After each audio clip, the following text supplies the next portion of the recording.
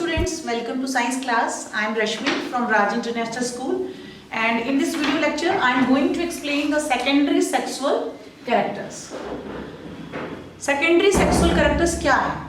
देखिए, जो भी एडोलेसेंस स्टेज में जो बदलाव आते हैं, जो चेंजेस होते हैं बॉडी के अंदर, ठीक है, वो कुछ ना कुछ आपको मैंने पहले भी बताया था कि वो हार्मोनल चेंजेस, कुछ हार्मोन्स की वजह से होता है। बॉडी के अंदर चेंजेस, हार्मोन्स सीक्रेट होते हैं उनकी वजह से, और फिर सारा का सारा जो भी जो बदलाव बॉयज और गर्ल्स में देखने को मिलते हैं उनकी वजह से होते हैं, ठीक है।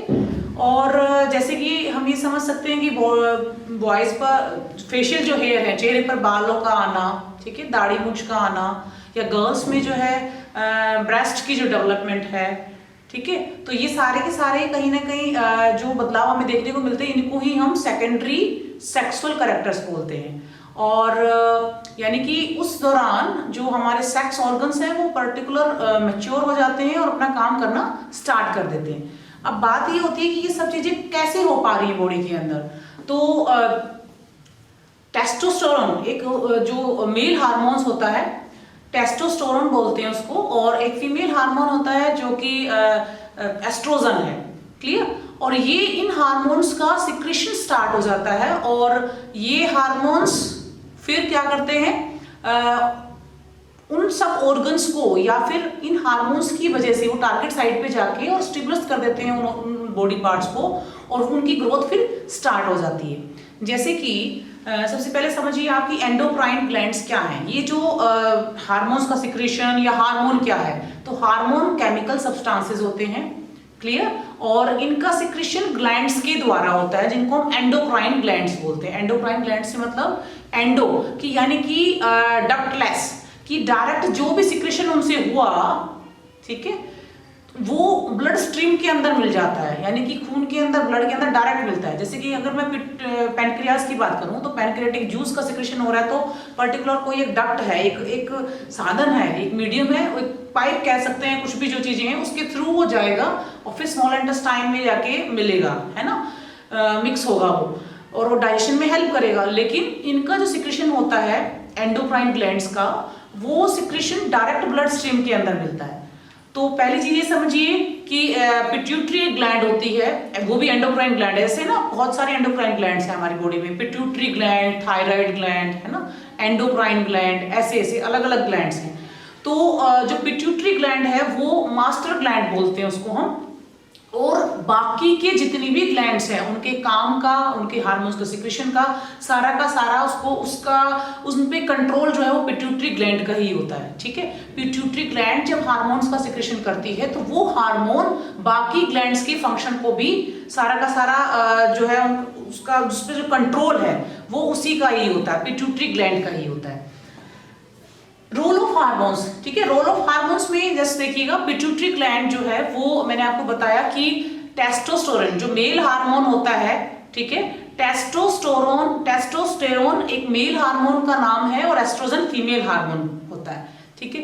तो अब पिट्यूटरी ग्लैंड क्या करेगी कि उसने ऑर्डर दिया या जो भी चीजें हैं कि वो हार्मोन्स का वहां से फिर सिक्रेशन स्टार्ट हो जाता है, और ये कब होता है, on the onset of the puberty, पहले से नहीं होता है। तो ये चीजें आप इस चीज को बिल्कुल दिमाग में रखना है कि ये इस दौरान ही होता है, टीनेज में ही होता है ये सब चीजें, यानी कि जब प्यूबर्टी स्टार्ट हो रही है तो क्या क्या चीजें हो रही हैं, तो ये ऑटोमेटिकली सब कुछ एकदम से ऑल ऑफ ए सडन नहीं हो रहा है ना, तो अचानक से नहीं हो रहा है, टाइम पीरियड है, उस टाइम ड्यूरेशन में ये सब चीजें।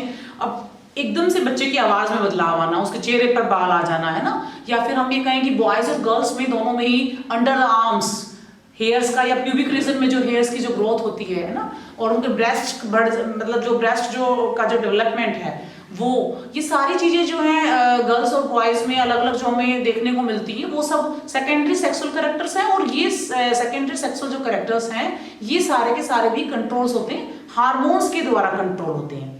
पिट्यूटरी ग्लैंड ने क्या किया, हार्मोन्स का सिक्रेशन किया, उसके बाद टेस्टोस्टेरोन और एस्ट्रोजन का सिक्रेशन स्टार्ट हो गया।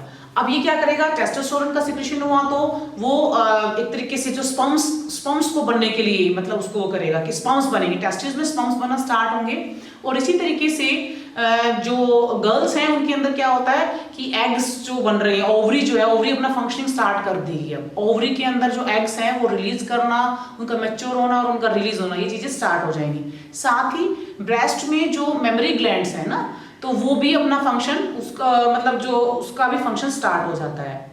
ठीक है, तो ये एक चार्ट के थ्रू, इसके थ्रू हमने समझा कि hormones from pituitary stimulates the testis and the ovaries to release the testosterone and oestrogen. तो ये हार्मोन्स के नाम है। तो ओवरी और टेस्टिस ये क्या है हमारे? ओवरी फीमेल रिप्रोडक्टिव ऑर्गन है और जो हमारा टेस्टिस है वो क्या है? जस्ट मेल रिप्रोडक्टिव ऑर्गन है। तो यानी कि जो मेल रिप्रोडक्टिव ऑर्गन और फीमेल रिप्रोडक्टिव ऑर्गन ने अपने अपने हार्मोन्स का सिक्रीशन स्टार्ट कर दिया। उसके बाद क्या होगा?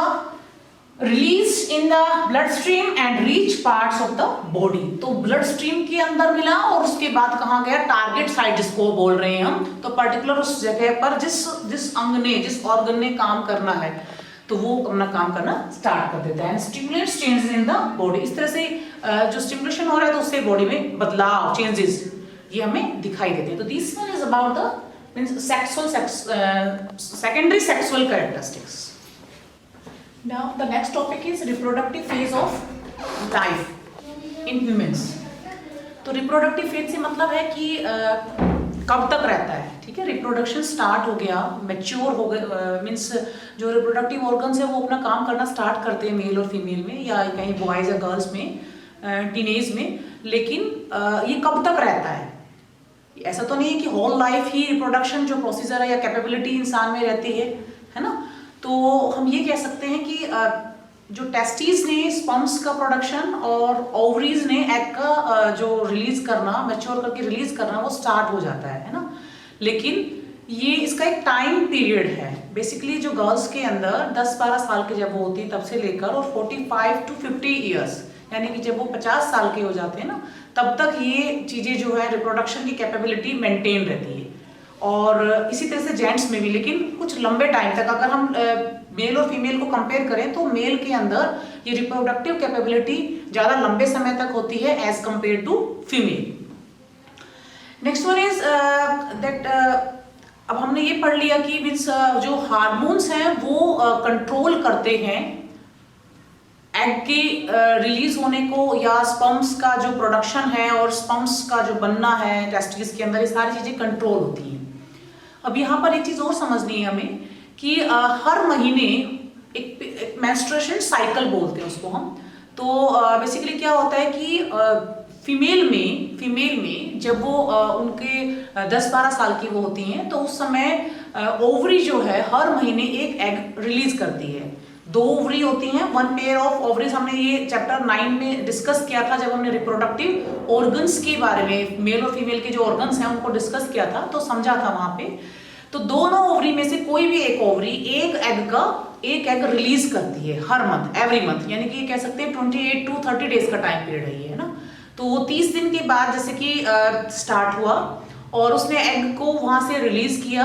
एग रिलीज होने के बाद क्या होता है कि अगर वो एग फर्टिलाइज हो जाता है स्पर्म से, तो मीन्स हम कह सकते हैं कि it last up to the pregnancy, means वो प्रेग्नेंट स्टेज है, यानी कि प्रेगनेंसी स्टेज उसको बोलते हैं कि वो उससे फर्टिलाइज हो जाता है, क्लियर, फ्यूजन हो जाता है, तो वो प्रेगनेंसी बोलते हैं।